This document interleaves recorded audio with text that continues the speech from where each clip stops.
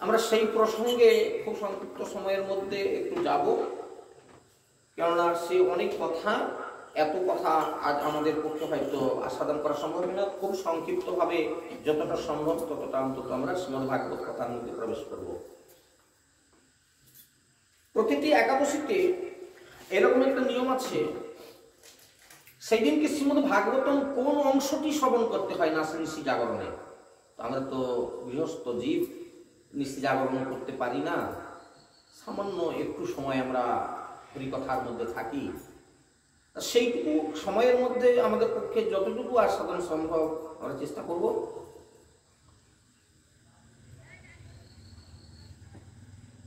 তো ভগবান শ্রীকৃষ্ণ দাপর লীলাতে যে তার কর্মকাণ্ড সম্পর্কে নিদর্শন রেখে গেছিলেন, তার একটি অংশ আমরা আজকে তুলে ধরবার চেষ্টা করব। ভগবান শ্রীকৃষ্ণ বাল্যলীলাতেই অনেক অসুর নিধন করলেন এবং কংস এবং তার মন্ত্রীগণ যুক্তি করলেন যে কৃষ্ণ বলরামকে যেভাবে মোটামুটি আমাদের জমালয়ে পাঠাতে হবে। এই জন্য একের পর এক অসুরকে প্রেরণ করতে লাগলেন, আর কৃষ্ণ অনায়াসে তাদেরকে জমালয়ে প্রেরণ করলেন। কংস যখন বুঝতে পারলেন যে কৃষ্ণ বলরাম এত বলিয়ান যে আমার একটা লোক তার কাছে টিকতে পারছে না, সবাইকে সে জমালয়ে পাঠিয়ে দিচ্ছে, কংস একটা সিদ্ধান্তে উপনীত হলেন। যেমন ধরুন, যারা কিছু কিছু খেলোয়াড় আছে তার নিজের মাঠে তারা খেলে ভালো, নিজের মাঠে খেলে ভালো, ওদেরকে যদি মাঠ চেঞ্জ করে দেওয়া হয়, বিদেশের মাঠে পাঠানো হয়, ওরা হয়তো সেখানে খেলায় নাও জিততে পারে। রাজা কংসের মাথায় একটা বুদ্ধি আসলো যে ওই বৃন্দাবনের মাঠে ওরা খেলছে ভালো, তো এদেরকে কোন রকম যদি অন্য মাঠে নিয়ে আসা হয় তাহলে ওরা নিশ্চয়ই খেলতে পারবে না। এরকম একটা প্ল্যান মাথায় আসলো। কি রকম প্ল্যানটা আনলো? কৃষ্ণ বলরামকে যে কোনো ভাবেই হোক না কেন এই মথুরার মাটিতে নিয়ে আসবো আমি। কি প্ল্যানে নিয়ে আসা যাবে? একটা প্ল্যান আনলো, আমি এমন একটা অনুষ্ঠান করব যে অনুষ্ঠানটা কেউ কোনোদিন করে না, একটা নতুন অনুষ্ঠান করব, আর সেই অনুষ্ঠান উপলক্ষে কৃষ্ণ বলরামকে আমন্ত্রণ করে আমি রথ পাঠিয়ে তাদেরকে তুলে নিয়ে আসবো। কিন্তু কথাটা হচ্ছে এই, এমন একজনকে পাঠাতে হবে যে তার দ্বারা যেন আমার কার্য সিদ্ধি হয়, তার কথাতেই কৃষ্ণ বলরাম যেন মথুরায় চলে আসে, এমন একজন বিশ্বস্ত লোককে পাঠাতে। কথা প্রসঙ্গে আপনাদেরকে খুব সংক্ষিপ্ত ভাবে জানিয়ে দিই, কেননা এতটা অনেক বড় কথা, এই কথাটা এখন গ্রন্থ থেকে যদি পাঠ করা হয় তাহলে এখন দুদিন সময় লেগে যাবে, এত সময় তো আমাদের হাতে নেই। তাই খুব সংক্ষিপ্ত ভাবে আমি লীলা একটু বর্ণনা করছি আপনাদের কাছে যে এরকম বিশ্বস্ত জন কে আছে। এর পূর্বে একটা কথা বলি, সেই কথাটা হচ্ছে যখন দেশে কেউ শক্তিশালী রাজা আসে এবং সেই রাজার কথায় আমাদেরকে চলতে হয়, এইরকম জায়গায় বা সে যদি অত্যাচারী হয়, এই জায়গায় এসে দাঁড়িয়ে আমাদের দুটো কাজ করণীয় আছে। হয় ওই সময় কিছু সময়ের জন্য দেশ ছেড়ে পালিয়ে যাও, এরকম ভাবে থাকা যাবে না, এর কথা শোনা যাবে না, অন্যদিকে আমাদের পালিয়ে যেতে হবে, হয় এইভাবে বাঁচতে হবে। আর না হলে আরেকটা বাঁচার উপায় আছে, সেটা হচ্ছে কি, বাইরে তার সঙ্গে কুটুম্বিতা করে দেন। বাইরে, ভেতরে আপনার অন্তরে যাই কথা থাকুক না কেন, বাইরে অন্তত তার সঙ্গে কুটুম্বিতা, খুব ভালোবাসা রাখুন এবং সে যেটা বলতে চাচ্ছে তার কথায় সায় দিয়ে দেন। তাহলে দেখবেন, মানে দেখা যাবে যে এখনো এরকম কিছু লোক আছে না, যারা দেখলো যে আমি অন্য জগতের লোক, অন্য লাইনের লোক, সে দেখলো যে এখন লিডিং পোস্টে আছে, তাদের লিডিং এর পার্টির সঙ্গে এখন ঘুরে বেড়াই, মিছামিছি হলো তার সঙ্গে অভিনয় করলে ভালো পাওয়াও যাবে, তাদের ভালোবাসায় আমাকে ওরা নিজেদের বলে মনে করবে, কিন্তু আমার মনের মধ্যে অন্যরকম। এরকম লোকের অভাব নাই দেশে। তাই এটা রাজনীতির কথা হয়ে যাচ্ছে, কিন্তু উদাহরণ দিতে গিয়ে বলেই ফেললাম কথাটা। এইরকম একজনের নাম খুব উল্লেখযোগ্য শ্রীমদ্ ভাগবতের মধ্যে, তিনি হচ্ছেন অক্রূর। যিনি চিন্তা করেছিলেন তিনি মথুরাতেই বাস করতেন, কিন্তু তিনি একটা সিদ্ধান্ত নিয়েছিলেন, ভেতরে আমি কৃষ্ণ বলরামকেই ভালোবাসবো, কিন্তু বাইরে কংসের সঙ্গে এমন আচরণ করবো যেন কংস বুঝতে না পারে যে আমি কৃষ্ণের লোক। হ্যাঁ, আর এই কথাটা কংস জানতেন যে এ তো সেই যদুবংশের লোক, কিন্তু আমার সঙ্গে খুব ভালো বন্ধুত্ব। এই লোকটাকে কাজে লাগিয়ে কৃষ্ণ বলরামকে তুলে আনতে হবে। আপনারা খুব মন দিয়ে শুনছেন তো, জায়গাটা খুব মনে রাখবেন। কোন দিনকে না, যখন বোমাসুরকে পাঠালেন কংস যে তুমি বৃন্দাবনের মাটিতে যাও, যে ওই রামকৃষ্ণকে বধ করে ফিরে আসবে যাও। সেই বোমাসুর পর্বতের মতো বিশাল তার দেহ এবং প্রচন্ড শক্তিশালী। তো ভগবান অচ্যুত তাকে পর্যন্ত বধ করলেন। কংস সেই সময় ভোগকে গেলেন যে না, এর একটা উপায় না বের করলে আর চলবে না। তাই তিনি অক্রূরকে প্রেরণ করবেন বলে স্থির করে ফেললেন এবং সঙ্গে সঙ্গে কাজ। কোন দিনটা ছিল সেই দিনটা? সেই দিনটা ছিল ফাল্গুন মাসের কৃষ্ণপক্ষের দশমী তিথি, যে তিথিটাতে তিনি বিকেল বেলা ডেকে পাঠালেন অক্রূরকে রাজসভায়। খুব জায়গাটা মন দিয়ে শুনবেন। এবং অক্রূরকে কাছে বসিয়ে সেদিন কংস বলেছিল, বন্ধু অক্রূর, তোমাকে একটা কাজ করে দিতে হবে। বলুন, আদেশ করুন, আমি আপনার আদেশ ছিল। অক্রূরোপি চ তাং রাত্রিং মধুপুরজাং মহামতি উষিত্বা রতমাস্থায় ভজজো নন্দগোকুলম গচ্ছনপতি মহাভাগ ভগবতাম্বুজেক্ষণে ভক্তিং পরামুপগত এবমেতদ চিন্তয়ৎ।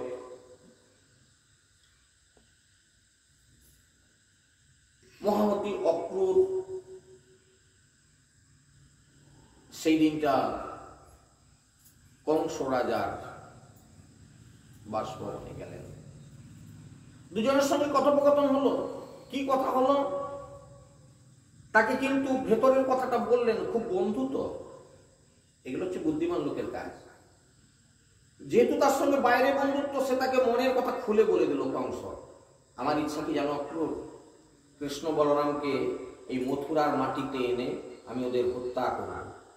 কেননা বৃন্দাবনের মাটিতে আমি এতজন অসুরকে পাঠালাম, এতজন আমার রাক্ষস বন্ধুদেরকে পাঠালাম, কিন্তু কংস কৃষ্ণ তাদেরকে সবাইকে জমালয়ে পাঠিয়েছে।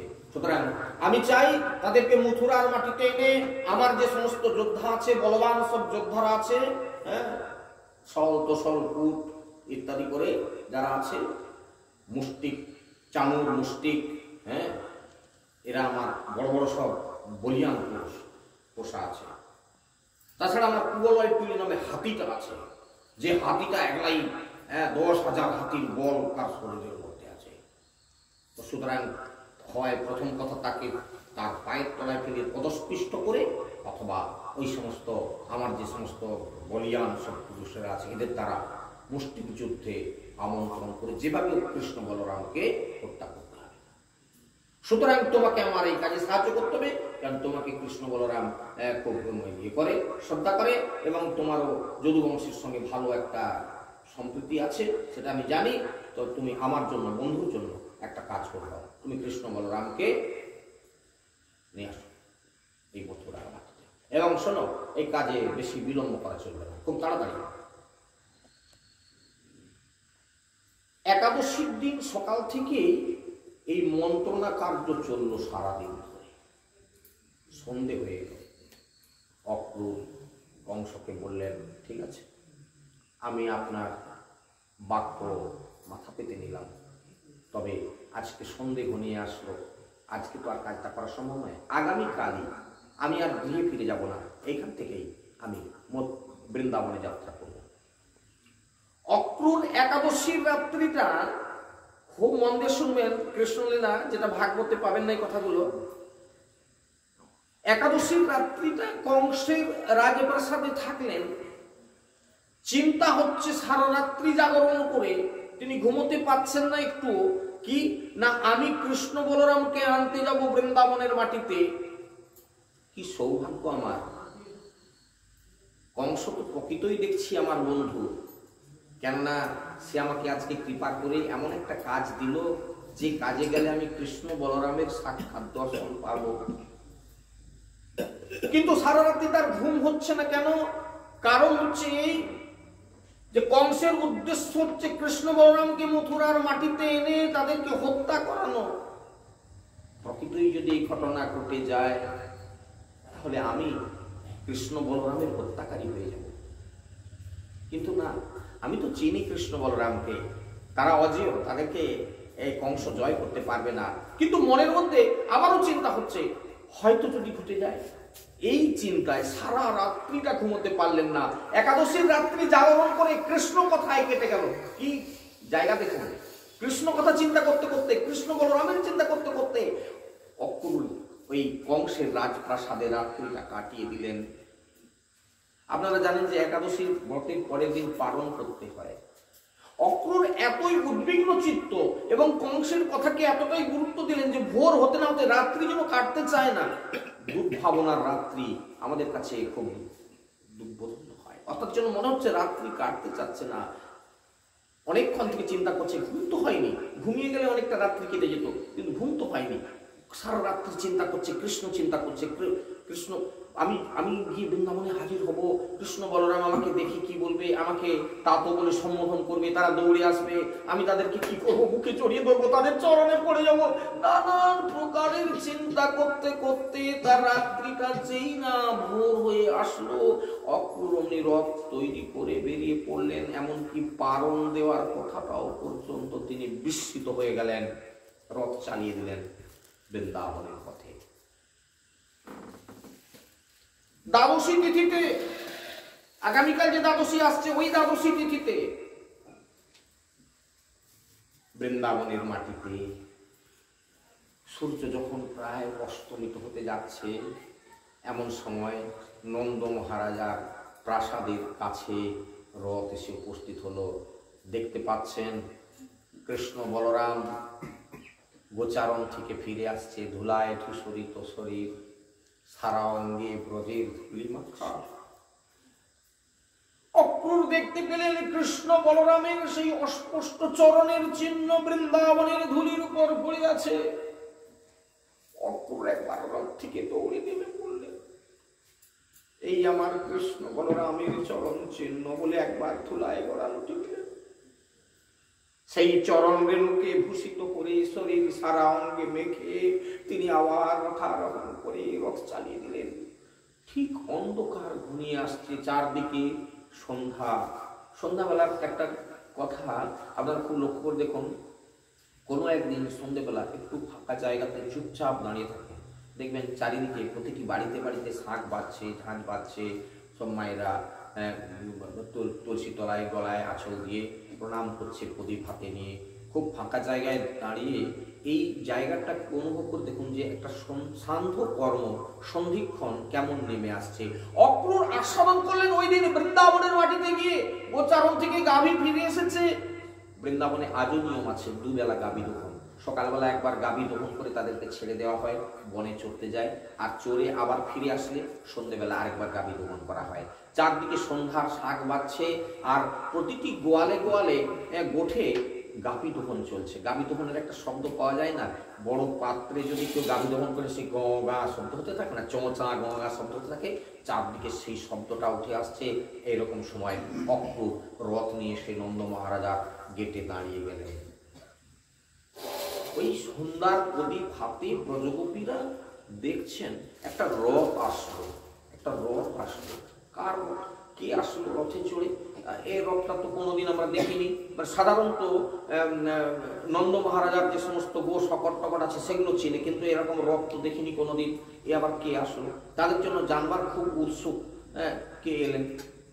এদিকে অক্রূর দেখলেন কৃষ্ণ বলরামকে প্রথম দর্শন করলেন কোথায়? গোদোহনের স্থানে। গোদোহনের স্থানে মায়েরা গাভী দহন করছে, কৃষ্ণ বলরাম সেখানে দাঁড়িয়ে আছে, তারা দুধ একটু সেবা করবে। হ্যাঁ, এরা গাভী ভীষণ ভালোবাসতেন। কৃষ্ণ বলরাম সেই গাভী দহনের কাছে দাঁড়িয়ে আছে, দেখা হয়ে গেল সেইখানে। অক্রূর প্রথমে নেমে কৃষ্ণ বলরামকে দর্শন করলেন। এদিকে নন্দ মহারাজা চিনতে পারলেন অক্রূরকে, সেই অনেক দিনের পরিচিতি, অনেক দিন দেখা হয়নি সেই বন্ধু অক্রূরের সঙ্গে। আজকে অনেকদিন পরে অক্রূরকে দেখতে পেয়ে তাকে দৌড়ে গিয়ে বুকে জড়িয়ে ধরলেন। অক্রূর চোখের জলে ভেসে গেল নন্দ মহারাজার এই আতিথেয়তায়। এমন সময় কৃষ্ণ বলরাম দেখলেন তা তো অক্রূর এসেছেন। তারা তাকে সম্বর্ধনা করে গৃহের মধ্যে নিয়ে গেল। নন্দ মহারাজা অতিথি সৎকার করলেন, তাকে অনেক পরিচর্যা করে সারাদিনকার তার যে পরিশ্রম, রথে আসতে তার যে সমস্ত কষ্ট, সেগুলো লাঘব করার জন্য তার সেবা শুশ্রূষা করে যখন তাকে বসালেন, তখন তার কুশল বার্তা আদি জিজ্ঞাসা করলেন। কুশল বার্তা জিজ্ঞাসা করার পর জিজ্ঞাসা করলেন অক্রূর তার উদ্দেশ্য। তিনি ভেবে পাচ্ছেন না যে আমি কি করে বলবো। কৃষ্ণ বলরামকে আমি নিয়ে যেতে এসেছি মথুরার মাটিতে, আর নিজের কানে আমি শুনেছি কংসের মুখ থেকে যে কৃষ্ণ বলরামকে হত্যা করানো হবে, এটা আমি কি করে বলবো। তাই তিনি কথাটা গোপন করে, তিনি জানতেন কৃষ্ণ বলরাম কে, তারা কতটা শক্তিশালী, তাদের যে শক্তির কোনো সীমা নেই সেটা তিনি জানতেন। তাই নন্দ মহারাজাকে বললেন, নন্দ মহারাজা, কংস আমাকে পাঠিয়েছে। তিনি একটা যজ্ঞ করছেন, যে যজ্ঞটার নাম হচ্ছে ধনুর্যজ্ঞ। সেই যজ্ঞ উপলক্ষে বিভিন্ন দেশ বিদেশ থেকে রাজা রাজারা আসবে, সেখানে অনেক বীর পুরুষেরা আসবে, সেখানে সব যুদ্ধ হবে। সেই সব দেখার জন্য আপনাকে আমন্ত্রণ করতে আমাকে পাঠিয়েছেন, এবং বিশেষ আমন্ত্রণ কৃষ্ণ বলরামের জন্য। কৃষ্ণ বলরাম তো সে মথুরায় যায়নি, মামা বাড়ি অনেকদিন যায়নি, তো মামা বাড়ি থেকে নিমন্ত্রণ এসেছে। কৃষ্ণ বলরাম কথাটা শোনা মাত্র, তিনি তো অন্তর্যামী পুরুষ, বুঝতে পারলেন ও আমাদের কাজ হচ্ছে সেই কংসকে নিধন করা, সুতরাং তার সময় এসে গেছে। একেবারে এক কথাতেই রাজি হয়ে গেলেন, আমরা যাবো মামা বাড়িতে অনুষ্ঠান হচ্ছে বলে কথা, আর নিমন্ত্রণ করার জন্য লোক পাঠিয়েছে, রথ পাঠিয়েছে আমাদেরকে নিয়ে যেতে। তৎকালীন একটা প্রাচীনকালে নিয়ম ছিল, বিশেষ করে এই যে মাতুলালয়ে, খুব মন দিয়ে কথাটা শুনবেন, মাতুলালয়ে ঝিউড়িদেরকে আনতে পাঠালে, মানে মেয়ে আনতে পাঠালে তার বাবার বাড়ি থেকে গরুর গাড়ি পাঠাতো। আগে ছিল রথ, তারপরে গরুর গাড়ি আসছিল। হ্যাঁ, এবং এই ভাগ্নিদেরকে যদি মামা বাড়িতে নিয়ে যাওয়া হয়, মামা বাড়ি থেকে গরুর গাড়ি পাঠিয়ে দিত, ভাগ্না ভাগ্নিরা আসবে। তো আজকে কংস রথ নিয়ে পাঠিয়েছে তার ভাগনা কৃষ্ণ বলরামকে নিয়ে যাওয়ার জন্য। এরা খুব আনন্দের সঙ্গে সায় দিয়ে দিল, আগামীকাল সকালেই আমরা রওনা দেব। ব্রজগোপীরা বিভিন্ন ভাবে তারা জানতে চাইছেন যে কে এলো, কি উদ্দেশ্য। কেউ কেউ জানতে পারলেন যে কৃষ্ণ বলরাম নাকি মথুরায় যাবেন। পরের দিনকে রথ প্রস্তুত হয়ে গেল। এতদিনের নয়নের নিধি কৃষ্ণ বলরাম আজ বৃন্দাবন ছেড়ে মথুরায় চলে যাবেন। ব্রজগোপীরা যেন সহ্য করতে পারলেন না সকালবেলা শুনে। কৃষ্ণ বলরাম তারা রাজিও হয়ে গেল। আমাদের একটা কথা বললো না, এতদিন তাদের সঙ্গে আমরা একসঙ্গে কাটিয়েছি, আমাদের ছেড়ে চলে যাচ্ছে, অথচ আমাদের একটা কথা বললো না। তারা যেন অভিমানে দুঃখে তারা বেরাতে চাইল না। কিন্তু যখন দেখলো যে অভিমান করে কি হবে, দুঃখ করে কি হবে, সে তো আমাদের ছেড়েই চলে যাচ্ছে, সুতরাং আমাদেরকে না বাইরে আর বেরিয়ে আসলে চলবে না। ব্রজগোপীরা কি করলেন, রথের আগের দিকে তারা শুয়ে পড়লেন কৃষ্ণকে বাধা দেওয়ার জন্য।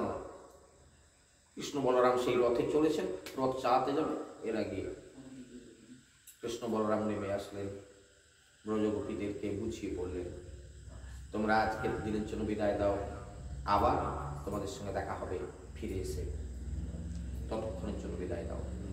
বিদায় নিয়ে অক্রূরের রথে চড়ে, খুব সংক্ষিপ্তভাবে শেষ করে দেবো, সময় চলে আসছে, এরা মথুরার মাটিতে গেলেন। এবং মথুরার মাটিতে গিয়ে সেই একবার বিশ্রাম করে নিলেন মথুরা নগরের বাইরে।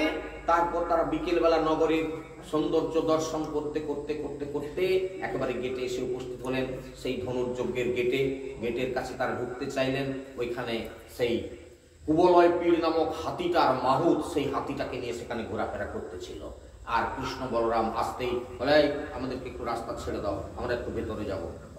রাস্তাটা ছেড়ে দিল, আর সেই মাহুতটা তখন ওই সে একটা অঙ্কুশ থাকে না, অঙ্কুশ দিয়ে হাতিটাকে রাগিয়ে ওকে ওই কৃষ্ণ বলরামের দিকে ছেড়ে দিল আর কি। হাতিটা তখন বয়ে যাচ্ছে কৃষ্ণ বলরামকে হত্যা করবার জন্য। অত জানে যে পেটে পা তুললে একদম পিসা হয়ে যাবে, বিশাল হাতি, পাহাড়ের মতো চেহারা। হ্যাঁ, কিন্তু কৃষ্ণ বলরামের দিকে যেই না ফুঁড়ে গেল, কৃষ্ণ বলরাম চটাং করে তার পেটের তলায় গিয়ে ঢুকে গেল। হাতিটা গন্ধ পাচ্ছে, গেল কোথায়? মানুষের গন্ধ পাচ্ছে, হচ্ছে দেখতে পাচ্ছে না। চোখ দুটো তো সেই মাথার উপরে আছে, ছোট ছোট চোখ, সে তো তাদের পেটের তলায় ঢুকে গেছে, এতটুকু ছেড়ে দুটি পেটের তলায় ঢুকে গেছে। হাতিটা যখন সুর গুড়িয়ে গন্ধ পেয়ে তাকে যখন আবার সরে সেদিকে গেল, তখন কৃষ্ণ বলরাম কি করলো, তাকে দুইজনে মিলে ধরে, একজন সুরে ধরছে, একজন দাঁতে ধরছে, ঠেলে নিয়ে গিয়ে তাকে 25 ধনু দূরে তাকে ফেলে দিল। 1 ধনু মানে 4 হাত, এতটা দূরে, 100 হাত দূরে তাকে ফেলে দিল। হাতিটা তখন রেগে এবারে ঘুরে আসলো কৃষ্ণকে, তখন এবারে এরকম করে ধরে আছাড় মারতে যাবে। আর এরা তখন করলো কিনা, এমন দুজনের দুটো ডান্ডা ধরার মতো সে দাঁতগুলো বেরিয়েছিল না, বিরাট বিরাট দাঁত ধরে এমন টান দিল যে এক টানে একটা একটা দাঁত উঠে গেল, রক্ত দরদর করে পড়ছে। দু ভাই একদম সে সাদা রঙের ঝকঝক করছে এই মোটা মোটা হাতির দাঁত দুটোকে তারা তখন কাঁধে তুলে নিয়েছে। আর নিয়ে ওই হাতিটাকে এরকম শুঁড়ে করে, এর শুঁড়টাকে ধরে টেনে এমন তাকে ফেলে দিল যে হাতিটা একবারে জমালয়ে চলে গেল। হাতিটা এই সবাই হাহাকার করে উঠলো, এত বড় হাতি, এই হাতি 10,000 হাতির বল ধরতে পারে, এই ছেলেরা কে রে বাবা, এরকম করে হাতিটাকে মেরে দিল, মহা মুশকিল কাণ্ড। এরা দেখলো যে বেলাটা আজকে পড়ে এসেছে, আজকে অবেলায় আর মামার সঙ্গে নাইবা দেখা করলাম, মামার সঙ্গে দেখা করবো সকাল সকাল, ভালো তাই না? আজকে দাদা আজকে চলো আমরা গিয়ে এখন তাঁবুতে একটু বিশ্রাম করি, কাল সকালে এই যখন যজ্ঞ আরম্ভ হবে তখন আমরা আসবো, মামা বাড়িতে ঢুকবো তখন, এখন আর আজকে আসি। এই বলে কৃষ্ণ বলরাম সেই মথুরার বাইরে যেখানে নন্দ মহারাজা তাঁবু ফেলেছিল তাঁবুতে ফিরে গেল, রাত্রিটা সেখানে কাটালো। পরের দিন সকালবেলা একদম সাজো সাজো রব, আজকে এইখানে সব হবে, অনেক দেশ বিদেশ থেকে রাজারা এসেছে, ধনুর্যজ্ঞ শুরু হয়ে গেছে। ধনুর্যজ্ঞর কথাটা একটু খুব সংক্ষিপ্তভাবে বলে দিই, যদিও সময় অল্প। এই একটা বিশাল ধরনের ধনুক, যেটা স্বয়ং দেবাদিদেব ভোলানাথ প্রদত্ত। এটা এত বড় একটা ধনুক ছিল যেটাকে কেউ তুলতে পর্যন্ত পারত না, তার টঙ্কার এবার সেই শিলা লাগাবে কি করে। হ্যাঁ, তো কৃষ্ণ বলরাম অনায়াসেই সেটাকে তুলে, মানে যখন শিলা লাগাতে গেল সেটাকে 2 টুকরা করে দিল। তখন এবারে কংস তার সৈন্যদেরকে বলে, মারো মারো, বাঁধো, ছেলেটা কে ছেলে, ধনুকটাকে এরকম অনায়াসে ভেঙে দিল, এরকম একটা ধনুক ভেঙে দিল। তারা তখন সেই হাতির দাঁত দুটিকে তাদের ডান্ডার মতো কাঁধে নিয়ে 2 ভাই তখন প্রবেশ করছে দুমুস দুমুস করে, যেন 2টি হস্তি শাবকের মতো। একজন কৃষ্ণ আরেকজন বলরাম, একজনের গায়ের রং কালো আরেকজনের গায়ের রং সাদা। সেই কালো রঙে সাদা রঙের দাঁত, এত বড় একটা, রক্ত এক পাশ দিয়ে তখনও টুক টুক করে পড়ছে। আর 2টি ছেলে সেই মল্লভূমিতে প্রবেশ করছে।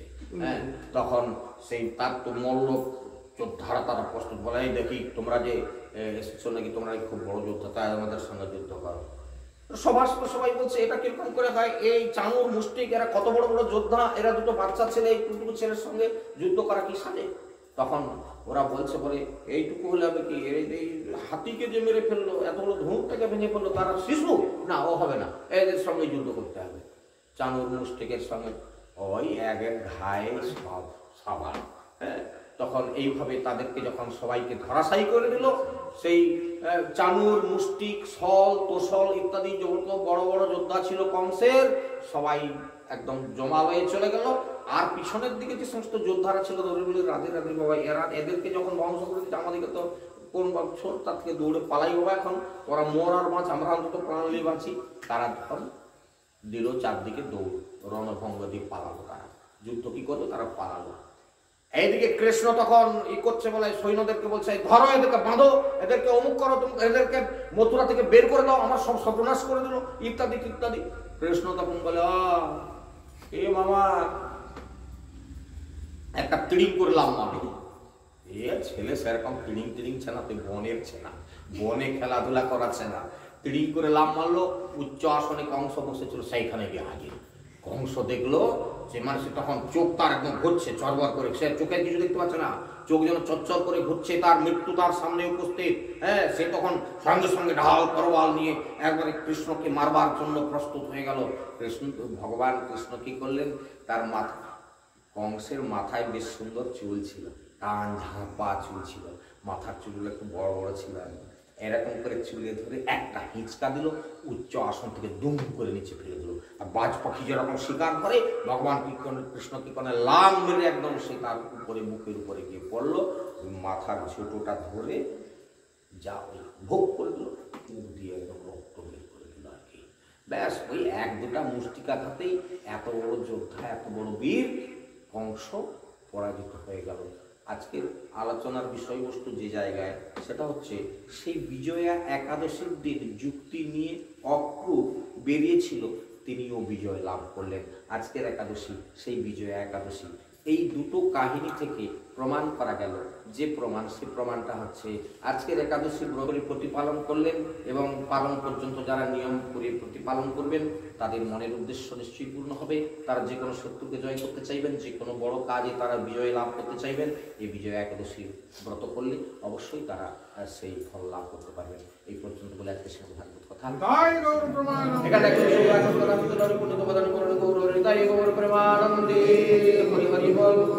কৃষ্ণ করুণা সিন্ধু দীনবন্ধু জগৎপতে গোপীশ্বর গোপিকা কান্ত রাধা কান্ত নমস্তুতে তপ্ত কাঞ্চন গৌরাঙ্গী রাধে বৃন্দাবনেশ্বরী সহানু সুকান্তিরি নমামি হরিপ্রিয়া হরের নাম হরের নাম হরের নামৈব কেবলম কলো নাস্তিব নাস্তিব নাস্তিব গতিরন্যথা। হরে কৃষ্ণ কৃষ্ণ কৃষ্ণ হরে হরে, হরে রাম রাম রাম হরে হরে। জয় জয় নিতাই গৌর প্রেমানন্দে।